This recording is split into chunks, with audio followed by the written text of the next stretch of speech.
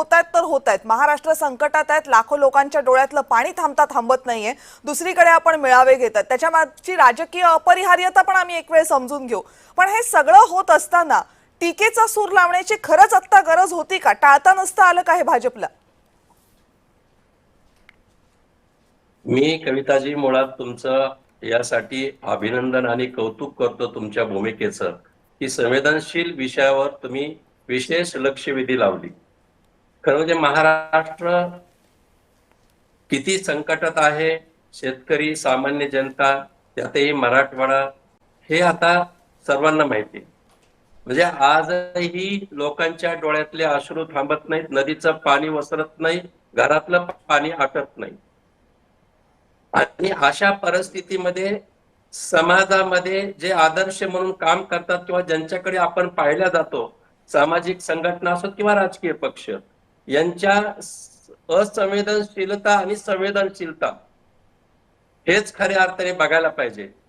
आता दसरा मेळाव्याला 4 पक्षाचे मेळावे, 4 नेत्यांचे मेळावे होतात, हे ठीक आहे, पण मेळाव्यामध्ये फरक असतो. शिवाजी पार्कवर उद्धव ठाकरे गटाचा जो मेळावा होत आहे उद्याच्या, त्या मेळाव्याचा खर्च हा पूरग्रस्तांना द्यावा, अशा प्रकारची मागणी आमच्या पक्षाचे मुख्य प्रवक्ते श्रीमान केशवजी उपाध्याय यांनी केली होती. खरं म्हणजे मागणी चूक आहे का? संवेदनशील ही मागणी म्हणजे केशव उपाध्यायांची नाही, त्यांनी महाराष्ट्रातील या पूरग्रस्तांना पीडित असलेल्या सामान्य जनतेच्या मनातला आवाज मांडलाय.